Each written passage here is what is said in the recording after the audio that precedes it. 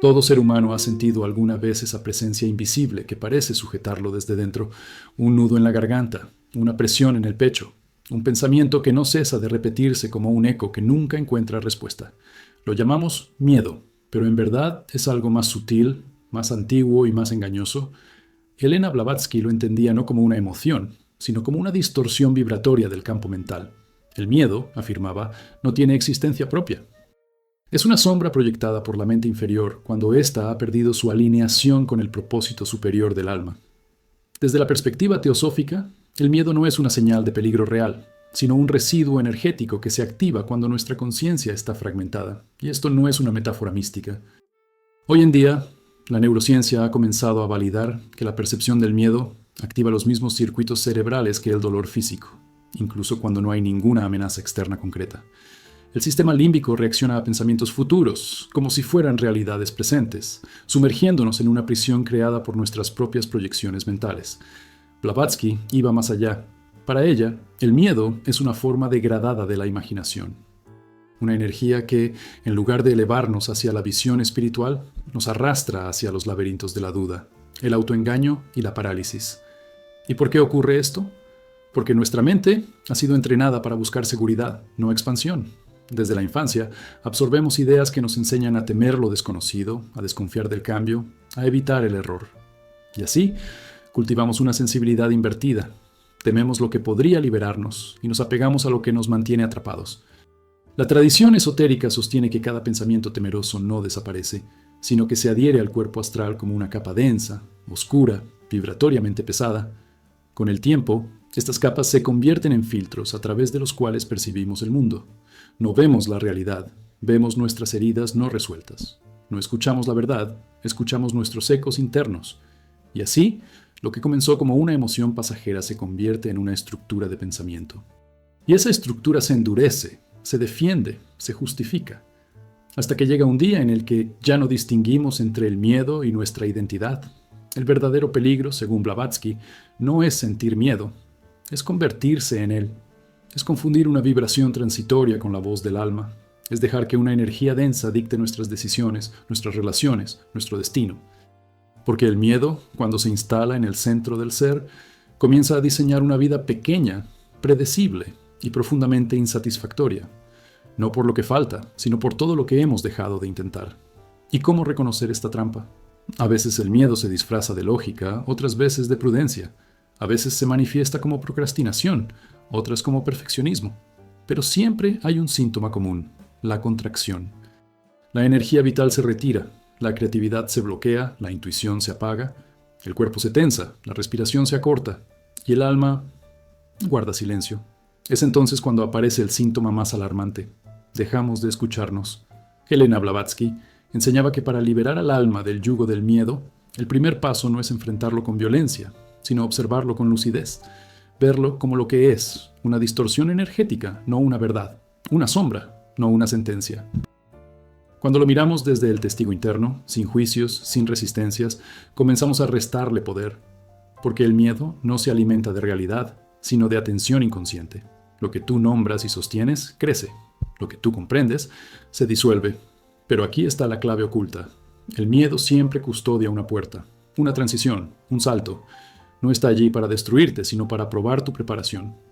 Cada vez que un nuevo camino se abre, el miedo aparece no como enemigo, sino como umbral. Un umbral que exige presencia, decisión y, sobre todo, renuncia al viejo yo. Porque el miedo más profundo no es al fracaso, ni al dolor, ni siquiera a la muerte. Es al cambio de identidad, a dejar de ser quien has creído ser. Y sin embargo, es solo cruzando esa frontera vibratoria que accedemos al verdadero poder interior. Porque más allá del miedo está el vacío fértil. El lugar donde el alma ya no se define por sus heridas, sino por su fuego. Donde el silencio no es ausencia, sino revelación. Donde entendemos, al fin, que aquello que tanto nos paralizaba nunca fue real. Solo era el eco de un yo que ya no somos. Así comienza la disolución del primer gran límite, no como un acto heroico, ni como una batalla épica, sino como un despertar silencioso, como una respiración profunda en medio de la tormenta, como una voz que susurra desde el interior. Tú no eres esto, nunca lo fuiste. Hay momentos en que uno se detiene frente al espejo y se pregunta, En silencio, ¿por qué repite los mismos errores? ¿Por qué siente los mismos vacíos? ¿Por qué hay patrones que, aunque duelan, parecen imposibles de romper? Como si algo invisible dictara desde las sombras el guión de nuestra vida. Helena Blavatsky advertía que estas repeticiones no son casuales ni errores de carácter. Son memorias energéticas, fragmentos heredados, ecos de una división que ocurrió mucho antes de nuestro primer aliento. Para la tradición esotérica, el alma no nace pura al entrar al cuerpo, nace ya fracturada, no como castigo, sino como parte del descenso vibracional necesario para encarnar. En ese proceso de descenso, del espíritu al cuerpo, de la unidad a la materia, perdemos partes de nuestra conciencia. Dejamos aspectos sutiles de nuestra esencia en planos invisibles como si fuéramos despojándonos capa por capa de nuestra totalidad. Lo que llega a la Tierra, entonces, es una versión reducida del ser, y esa reducción es el primer gran límite. La psicología moderna ha empezado a intuir esto. Carl Jung hablaba del inconsciente colectivo, como un depósito de imágenes arquetípicas que moldean nuestra percepción sin que lo sepamos. Hoy, estudios en epigenética demuestran que traumas vividos por generaciones anteriores pueden influir en la expresión genética de sus descendientes. Es decir, llevamos dentro memorias que no son nuestras, pero que actúan como si lo fueran. Sentimos miedos que no nacieron en esta vida. Reaccionamos a heridas que no recordamos, pero están allí, como circuitos dormidos, esperando ser activados. Blavatsky enseñaba que el alma encarnada hereda no solo el cuerpo y el apellido, sino también las cadenas invisibles de su linaje, no por karma punitivo, sino por una ley profunda de resonancia. Donde hay herida no resuelta, habrá repetición. Donde hay secreto familiar silenciado, habrá confusión emocional. Donde hubo dolor negado, habrá una búsqueda desesperada de sentido, y esa búsqueda es legítima. Pero si no se comprende el origen, se vuelve adicción. El alma empieza a girar en espiral, buscando afuera lo que fue perdido adentro. Y aquí es donde nace el límite. No en el mundo, no en las circunstancias, sino en la fractura de origen. En esa sensación de estar incompleto, desalineado, dividido entre lo que uno desea y lo que uno cree merecer. Porque lo que limita no es el entorno, es la creencia profundamente arraigada de que estamos rotos. Y esa creencia, aunque no se diga en voz alta, vibra en cada decisión que tomamos, en cada relación que aceptamos, en cada sueño que postergamos. Blavatsky advertía que esta fractura puede sentirse como una tristeza sin causa, como una ansiedad que no tiene nombre, como un cansancio existencial que ninguna explicación logra calmar. Es el alma recordando su unidad perdida, es el eco de lo que fuimos, tocando la puerta de lo que podríamos ser. Y ese eco, si se escucha con atención, no es debilidad, es guía. Pero hay señales que indican cuándo esta fractura se vuelve peligrosa. Cuando ya no buscamos sanar, sino anestesiarnos, cuando acumulamos logros, personas, actividades, solo para no oír el vacío, cuando preferimos el ruido a la introspección, cuando usamos la espiritualidad como disfraz y no como transformación. Es entonces cuando el límite se vuelve muro, un muro hecho de teorías, de excusas, de espiritualidad superficial. Y detrás de ese muro, la fragmentación continúa. Los síntomas se vuelven claros: desconexión emocional, autoexigencia sin pausa, culpa al descansar, rechazo al silencio, dificultad para recibir amor genuino. Todo intento de conexión profunda activa una alarma interna, como si no lo mereciéramos, como si estuviéramos invadiendo un territorio prohibido, pero no lo es. Es el alma queriendo regresar. Es la unidad tocando las fibras del cuerpo. Y si ignoramos ese llamado, nos endurecemos, nos volvemos funcionales, pero vacíos. ¿Hay salida? Blavatsky lo aseguraba. Sí, pero no es cómoda. La reintegración del alma no es un proceso intelectual ni emocional, es vibracional. Requiere atravesar los velos del autoengaño y sentarse, por fin, en el centro del dolor original. No para revivirlo, sino para reescribirlo, para cambiar su frecuencia, para nombrarlo sin miedo. Porque lo que se nombra pierde poder, y lo que se comprende se libera.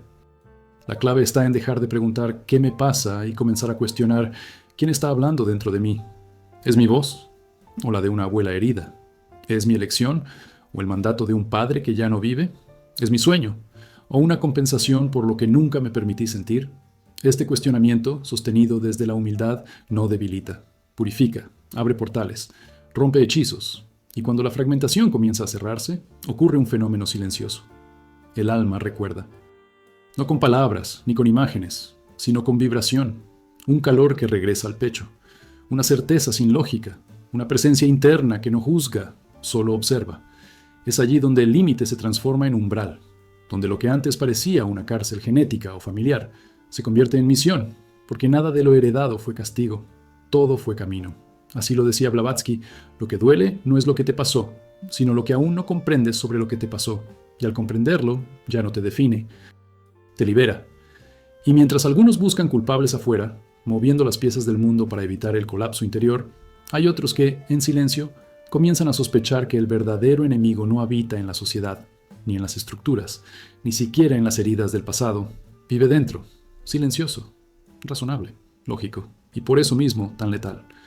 Helena Blavatsky advertía que la mente inferior, cuando está desconectada del yo superior, deja de ser una herramienta y se convierte en carcelera. No te ataca de frente, te protege, pero su protección es un veneno suave que se filtra a través de pensamientos perfectamente justificados. El autosabotaje no nace del odio a uno mismo, nace del deseo inconsciente de no perder el control. Cada vez que te acercas a un cambio real, una sanación profunda, una decisión valiente, una entrega sincera, ese mecanismo oculto se activa, te hace dudar, te hace posponer, te hace sentir que aún no estás listo, que falta algo, que podrías fallar. Y lo hace tan bien, tan sutilmente, que no lo identificas como resistencia, lo vives como prudencia, como realismo, y lo aceptas. Así, uno a uno, los puentes hacia tu transformación se desmoronan, no por debilidad, sino por inteligencia mal alineada.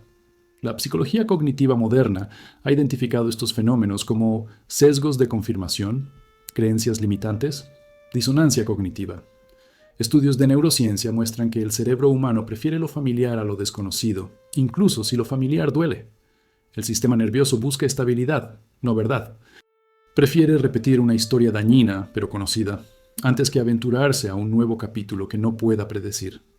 Por eso, muchas personas fallan justo cuando están por alcanzar un nuevo nivel, porque el inconsciente interpreta la expansión como una amenaza a su identidad actual.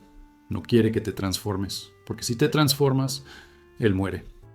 Blavatsky hablaba del guardián del umbral, una entidad simbólica que representa la suma de todas las energías no integradas, los miedos, los apegos, los condicionamientos. Este guardián no permite que el alma cruce hacia estados superiores de conciencia sin antes enfrentarse a sus sombras. Y lo más irónico es que ese enfrentamiento no siempre llega como catástrofe. A veces llega como éxito inesperado, como una relación sana que te incomoda, como una oportunidad grande que no te crees merecedor de tomar, como silencio donde antes solo había ruido. Y entonces te saboteas, te retiras, buscas excusas, culpas al exterior. Todo, menos mirar al verdadero origen, porque mirar al origen implica destruir una parte de ti, la parte que ha vivido creyendo que era insuficiente, defectuosa, incapaz. Esa identidad duele, pero es conocida, y soltarla da vértigo. Por eso, el autosabotaje es una forma de duelo. Un duelo que se activa cada vez que el alma intenta expandirse y el ego inferior siente que será dejado atrás.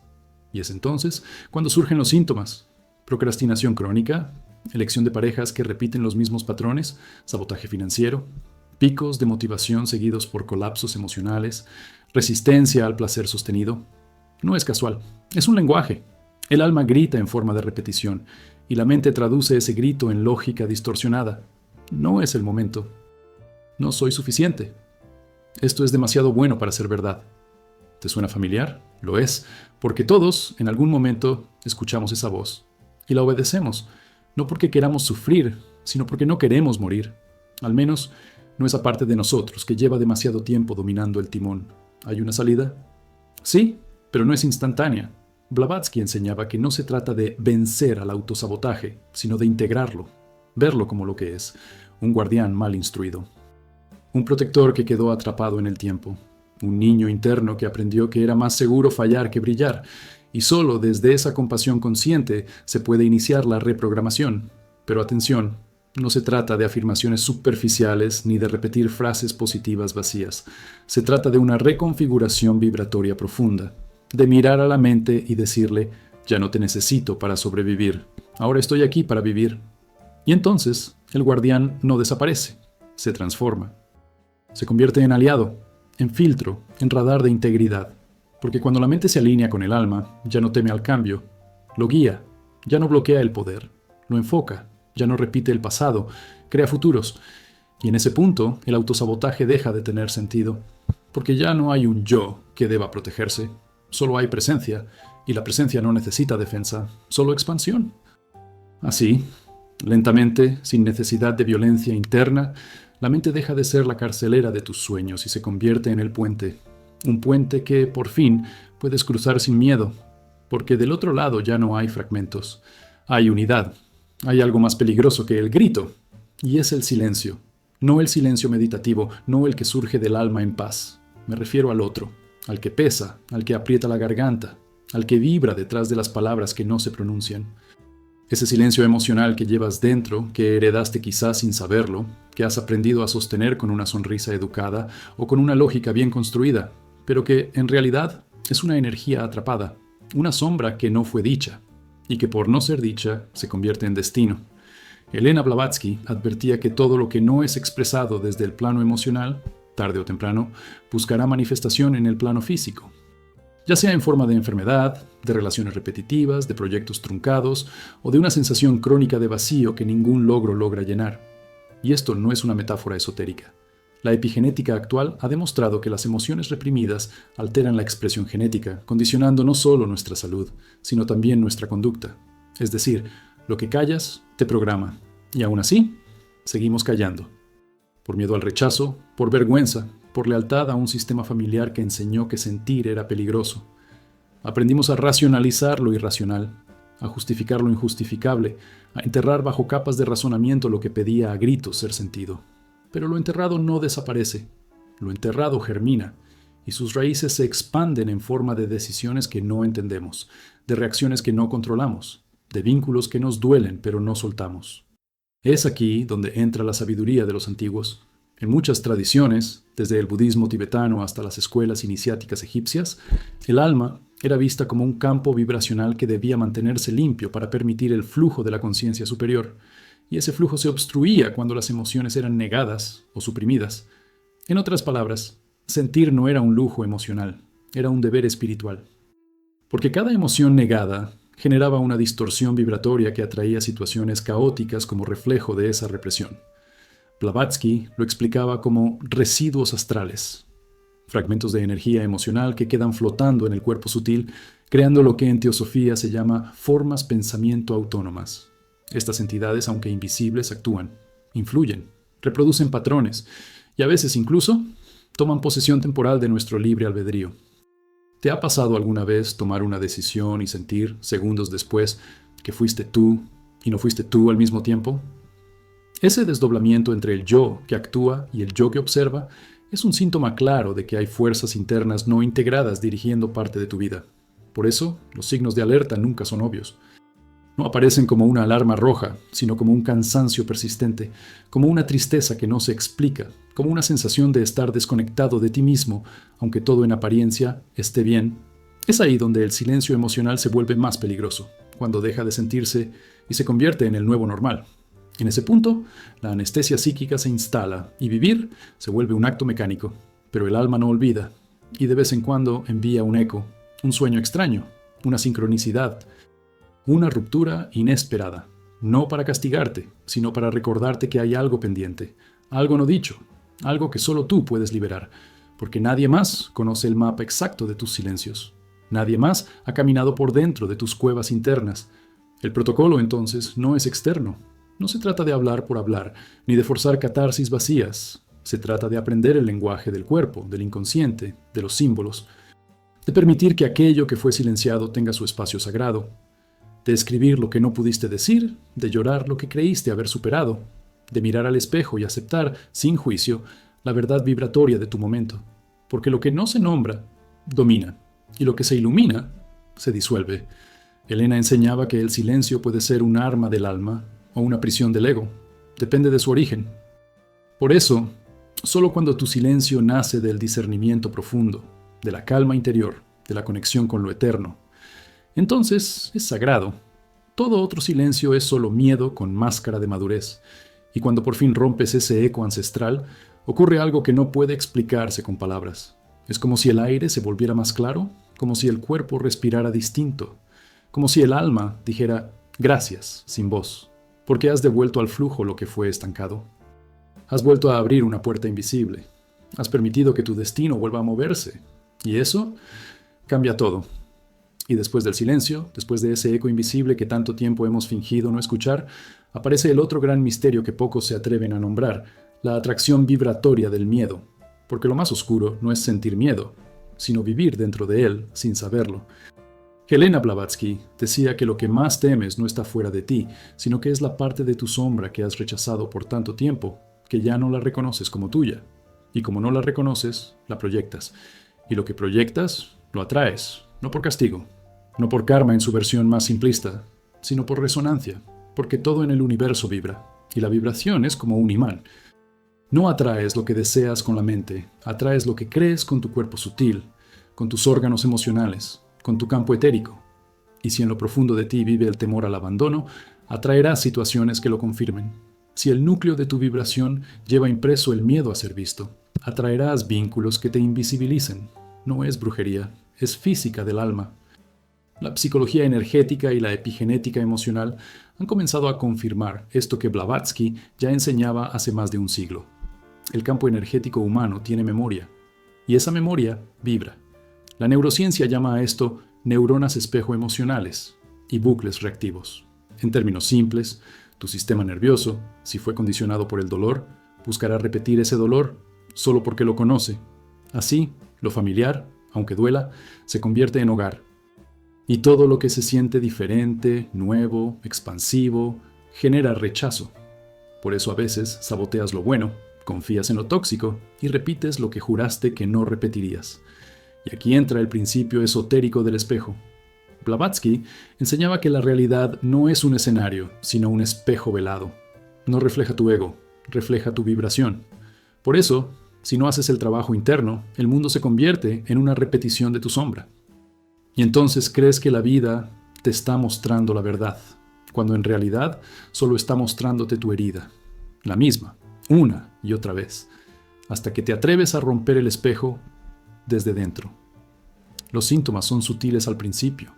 Una incomodidad vaga en lugares que antes te gustaban, una tensión al conocer personas nuevas, una repetición de patrones en relaciones que parecen distintas pero terminan igual.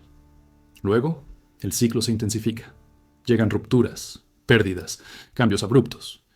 No porque el universo te odie, sino porque te está empujando a mirar lo que te niegas a ver.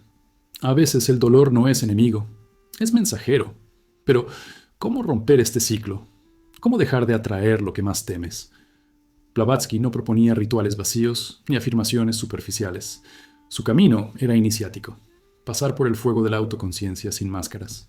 Y eso comienza por dejar de huir del miedo, observarlo, respirarlo, sentarlo frente a ti como un maestro severo, preguntarle qué quiere mostrarte. Porque el miedo, cuando es escuchado con coraje, se disuelve. Lo que lo mantiene vivo no es su intensidad, sino tu resistencia a sentirlo. Este trabajo requiere disciplina vibratoria. No basta con entenderlo. Hay que integrarlo. Hay que revisar las palabras que usas al hablar de ti, las imágenes que alimentas con tu atención, los ambientes que toleras por costumbre. Todo, absolutamente todo, es información vibracional. Y todo afecta. Por eso, el protocolo no es mental. Es energético, es físico, es espiritual. Uno de los principios más potentes que Blavatsky compartía era el de la retirada estratégica del alma. Una práctica de discernimiento extremo, alejarse sin rencor de todo lo que alimenta la herida en lugar de la sanación. Esto incluye personas, hábitos, pensamientos, lugares, porque el alma no puede expandirse si está rodeada de espejos rotos que solo deforman su imagen. Y a veces, la única forma de romper el hechizo es irse en silencio, no para huir, sino para regenerar. Y entonces, lentamente, comienza a cambiar la vibración. No porque todo a tu alrededor haya cambiado, sino porque tú ya no eres el mismo imán. Ya no vibras desde la herida, sino desde la integración. Y el espejo responde. Nuevas personas llegan, nuevas ideas, nuevos desafíos, pero esta vez alineados con tu alma y no con tu trauma, porque el universo siempre responde. La pregunta es, ¿a qué versión tuya está respondiendo ahora? El miedo no desaparece del todo, es parte del viaje, pero ya no decide, ya no guía, ya no grita, porque ha sido abrazado, y en ese abrazo Lo que era sombra se convierte en sabiduría. Lo que era patrón, en portal. Lo que era espejo roto, en ventana abierta. Y mientras algunos buscan señales en el cielo o respuestas en libros sagrados, la verdad más devastadora se esconde en lo pequeño, en lo cotidiano, en esos gestos imperceptibles que parecen no tener importancia, pero que, lentamente, erosionan el núcleo mismo de tu poder espiritual. Blavatsky los llamaba fugas del alma. La ciencia moderna los clasifica como microtraumas o disonancias cognitivas. Pero en realidad se trata de lo mismo. Traiciones mínimas que haces contra ti mismo cada vez que dices sí cuando querías decir no. Cada vez que te adaptas a lo que vibra en contra de tu esencia. Cada vez que finges no saber lo que tu alma ya gritó en silencio. Porque cada una de esas microtraiciones crea una fisura en tu campo energético. No te rompes de golpe, no colapsas de inmediato. Te fragmentas despacio, como una tela fina que pierde hilos sin que lo notes hasta que un día ya no sostiene. Y es entonces cuando todo parece derrumbarse sin causa aparente. Ansiedad inexplicable, enfermedades autoinmunes, insatisfacción crónica, insomnio persistente. Síntomas sutiles que la medicina tradicional etiqueta sin comprender del todo su origen vibracional. Los neurocientíficos hoy hablan del estrés subclínico, un estado en el que el cuerpo se mantiene en alerta sin detonante claro. Pero en términos esotéricos, esto ocurre cuando el alma está luchando por mantener su integridad energética, mientras la personalidad la traiciona con decisiones incongruentes. Y el alma, cuando se siente violada por pequeñas incoherencias repetidas, comienza a retirarse. No por venganza, sino por protección. Se resguarda en niveles más altos. Deja a la mente sola. Y es entonces cuando nos sentimos vacíos, desconectados, incapaces de saber quiénes somos o qué queremos. Blavatsky enseñaba que la mayor oscuridad no viene de fuera. Viene del olvido interno, del momento exacto en que dejamos de consultarnos a nosotros mismos, en el que nos desconectamos de la brújula espiritual que vive en el plexo solar, en el corazón etérico, en el eje vibracional que alinea nuestros cuerpos. Cuando este eje se fractura, el alma empieza a emitir señales cada vez más intensas, sincronicidades que no entendemos, rupturas que nos desorientan, intuiciones que ignoramos y que luego se confirman con dolor. Y lo más perverso es que estas microtraiciones muchas veces son celebradas por la sociedad. Ser adaptable, positivo a toda costa, flexible, amable incluso cuando duele. Todo ese condicionamiento cultural que premia la desconexión emocional en nombre de la funcionalidad. Pero Elena advertía, aquello que te aplauden por fuera puede estar destruyéndote por dentro. Es aquí donde el trabajo se vuelve quirúrgico. No basta con hacer cambios grandes, hay que afinar la escucha. Observar con atención casi quirúrgica cada decisión diaria, cada palabra, cada ambiente que toleras por costumbre. Porque ahí es donde se esconde la llave, en lo que parece irrelevante. En lo que repites sin cuestionar, en lo que haces para agradar sin preguntarte si eso honra tu vibración. Y claro, hay un precio por comenzar a vivir desde esta nueva conciencia. Algunas personas se irán, algunos espacios dejarán de ser cómodos, algunas certezas se desmoronarán, pero ese derrumbe no es pérdida, es liberación. Cada fragmento que se cae es un fragmento que ya no vibraba contigo. Cada vínculo que se rompe deja espacio para uno que realmente sostenga tu alma. Cada vez que eliges coherencia sobre aceptación social, tu campo energético se fortalece. La protección entonces no es un escudo externo, es un pacto interno, un código sagrado que restableces con tu alma. Nunca más me voy a dejar atrás. Y desde ese momento la energía cambia, las decisiones se vuelven claras, el cuerpo responde distinto, el sueño se vuelve profundo, la creatividad regresa, porque el alma, al sentirse escuchada, regresa. Y su regreso se siente como volver a casa sin moverse del lugar. Por eso Blavatsky decía que el verdadero despertar no ocurre con grandes revelaciones, sino con actos pequeños de coherencia radical, y que cada uno de ellos abre portales invisibles por los que se filtra la energía del alma superior. Así, poco a poco, sin necesidad de renunciar al mundo, comienzas a vivir desde otra frecuencia, una frecuencia donde ya no eres marioneta del entorno, sino canal del infinito. Y cuando uno comienza a despertar a estos patrones ocultos, no tarda en darse cuenta de algo aún más inquietante. Muchas de las sombras que llevas no nacieron en ti. Fueron absorbidas, inhaladas, impuestas por campos vibratorios colectivos. Elena Blavatsky advirtió que la mente humana, lejos de ser un templo cerrado, es una red abierta de resonancias, donde los pensamientos, miedos y deseos viajan como impulsos eléctricos entre cuerpos que comparten cercanía, sangre o historia. Así, la energía de una familia puede volverse una prisión heredada. La energía de una pareja puede volverse un ciclo tóxico que se repite. La energía de un grupo puede suplantar el alma individual de sus miembros más sensibles. La neurociencia social hoy ha comenzado a validar esto. Hablamos de campos morfogenéticos, del inconsciente colectivo, de sistemas espejo. Estudios en psicología transgeneracional demuestran que traumas no resueltos pueden manifestarse en generaciones posteriores, como síntomas físicos, bloqueos emocionales o patrones de vida repetidos. Pero Blavatsky ya lo sabía, y lo llamaba posesión vibratoria inconsciente. ¿Y cómo comienza? Con el simple acto de silenciarse, de no contradecir la energía dominante de un grupo por miedo al rechazo, de reír cuando algo te incomoda, de seguir rituales vacíos porque todos lo hacen, de repetir ideas que no resuenan solo para encajar. Cada uno de estos actos aparentemente insignificantes permite que una parte de tu energía original sea desplazada, sustituida, dominada, y entonces, lentamente, dejas de ser tú, y sin darte cuenta, comienzas a cargar dolores que no son tuyos, ansiedades que no entiendes, decisiones que no nacen de ti, sino de un mandato colectivo que se volvió invisible, pero controlador. Los síntomas son sutiles al principio: confusión mental, dificultad para tomar decisiones, necesidad obsesiva de aprobación, fatiga espiritual tras encuentros sociales. Luego, si no se interrumpe el proceso, el cuerpo comienza a mostrar señales más densas: desórdenes inmunológicos, insomnio crónico, pérdida del deseo vital, sensación de estar viviendo la vida de otro. Y la verdad es que sí, estás poseído. Pero no por entidades demoníacas, como temen algunos, sino por vibraciones que no te pertenecen y que se han enraizado en ti porque tú les diste entrada sin darte cuenta. Blavatsky decía que el alma impura no es la que ha caído, sino la que se ha entregado sin saberlo. Y por eso, el primer paso para romper el contagio es recuperar el centro magnético, reconstruir la vibración original.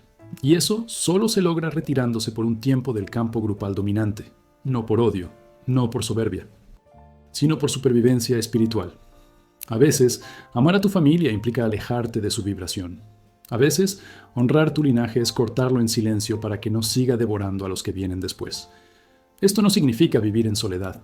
Significa aprender a construir vínculos desde la soberanía energética, desde la claridad, desde el discernimiento vibracional.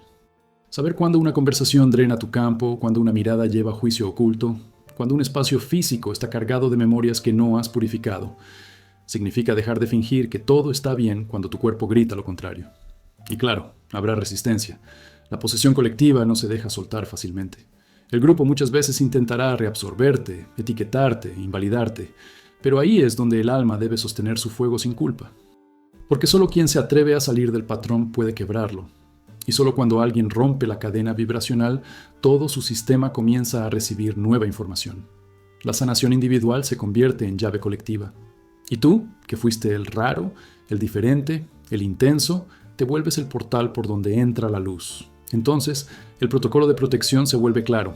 No es aislamiento, es alquimia. Elegir con quién compartes el sueño, la comida, el silencio. Elegir qué palabras permites que entren en tu campo.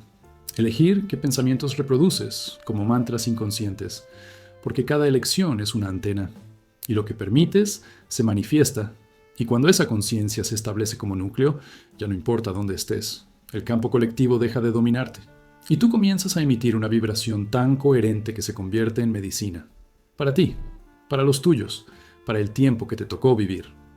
Hay un instante, silencioso e invisible, en que el dolor deja de ser enemigo y comienza a ser portal. Un momento sutil en que, en medio de la desesperación, algo se abre dentro del alma. Y Elena Blavatsky lo sabía. Las mayores iniciaciones espirituales no ocurren en templos iluminados, sino en las cuevas interiores del sufrimiento. Porque el dolor, cuando no se huye de él, cuando se lo observa con los ojos del espíritu, comienza a revelar códigos, memorias, pactos y secretos que de otro modo permanecerían sellados por toda la vida. No se trata de romantizar el sufrimiento, sino de entender su papel dentro del gran diseño.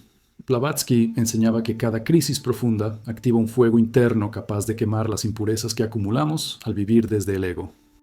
Y ese fuego, que muchas veces confundimos con castigo, es en realidad un llamado iniciático, porque el alma no despierta con comodidad, despierta con pérdida, con rechazo, con colapso, con noches donde no hay a quien llamar, con días donde el espejo no refleja nada. Hoy, la neurobiología también empieza a comprender esto. Estudios en neuroplasticidad muestran que las experiencias límite, cuando se transitan con conciencia, pueden reconfigurar completamente las rutas neuronales. Lo que antes era trauma se convierte en visión. Lo que antes era ansiedad se transforma en intuición aguda. Lo que antes era vacío se vuelve receptividad a lo invisible. Pero para que esta alquimia ocurra, se necesita presencia, testigo interno. Respirar en medio del naufragio. Observar sin juicio mientras el viejo yo se desintegra. Y aquí aparece uno de los secretos más temidos. El dolor no termina cuando se resuelve, sino cuando se comprende. Hay personas que cargan el mismo drama por años, no porque no hayan sanado, sino porque nunca lo miraron desde otro nivel. Blavatsky decía que todo lo que se repite afuera es solo un símbolo de lo que aún no aceptaste dentro. El abandono, la traición, el fracaso, la enfermedad. No son accidentes, son símbolos, lenguaje del alma para empujarte a mirar hacia donde nunca quisiste ver. Por eso, hay señales que anuncian que el sufrimiento está tocando el umbral de la transmutación. Aparece una calma extraña en medio del caos, un sentido del tiempo distinto, sincronías, sueños vívidos, encuentros que parecen guiados, intuiciones que se vuelven más claras y sobre todo una pregunta constante. ¿Quién era yo antes de todo esto? Esa pregunta no nace del intelecto, nace del alma que empieza a recordar, pero también hay peligros, porque no todo dolor lleva al despertar. Algunos, si se rechazan o se anestesian, solo generan endurecimiento. Cicatrices sobre cicatrices. Y el corazón, en vez de abrirse, se cierra, se vuelve reactivo, defensivo, frío. Ahí es donde la alquimia fracasa. Cuando el dolor no encuentra propósito, se vuelve resentimiento. Y el resentimiento contamina el campo vibracional más que cualquier otro veneno.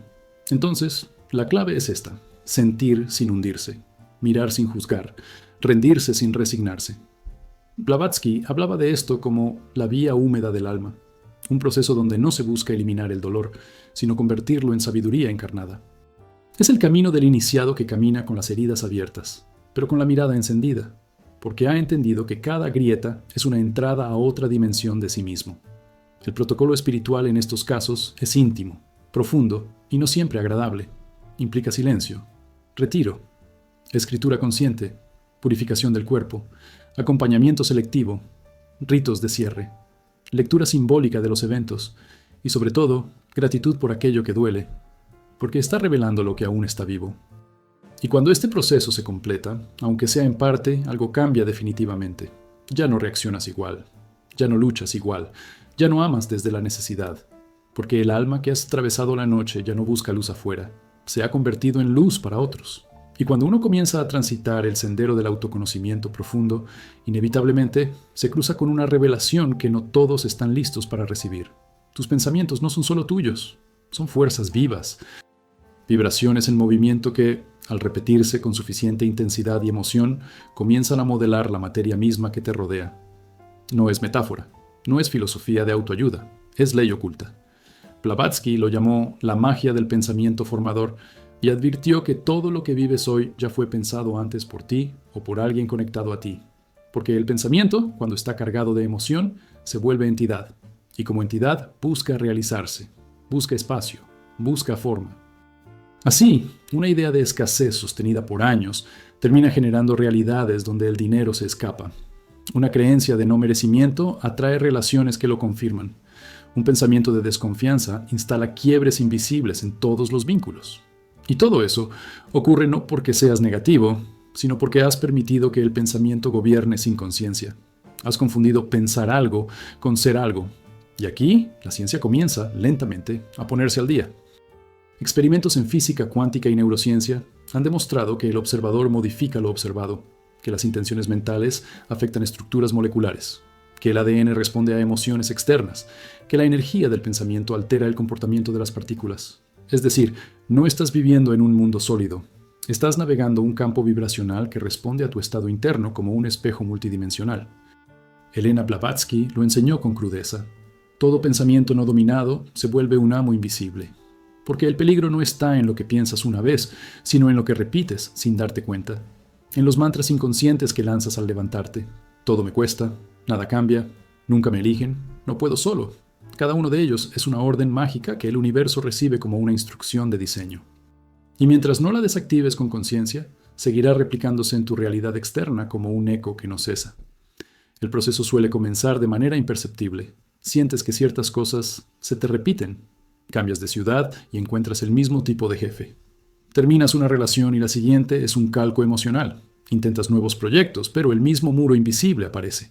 Entonces culpas a la suerte, al destino, al karma. Pero nunca miras el origen. Un pensamiento enterrado como una raíz energética que aún sostiene toda la estructura. Y ese es el momento más delicado. Cuando descubres que el saboteador no está afuera sino adentro. No como castigo, sino como herencia psíquica que nadie te enseñó a limpiar. Es entonces cuando comienzas a sentir terror, porque si tú lo creaste, entonces tú también podrías destruirlo. Y esa responsabilidad, aunque liberadora, da vértigo, porque implica dejar de ser víctima. Implica comenzar a hablarte distinto, a pensarte distinto, a observar cada frase interna como una chispa mágica con consecuencias reales. El protocolo para revertir esto no es simple.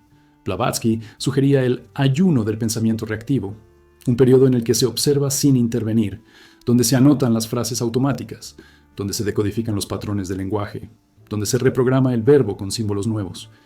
También recomendaba la recitación consciente de fórmulas arquetípicas, el uso de símbolos solares, la visualización de geometrías que limpian el campo psíquico, porque el pensamiento solo puede ser transmutado desde un nivel superior al que lo generó. Y cuando este trabajo se hace con constancia, algo se reorganiza. Tu campo energético se vuelve menos denso. Las sincronías positivas se multiplican. Las oportunidades que antes huían aparecen. Las relaciones cambian de tono.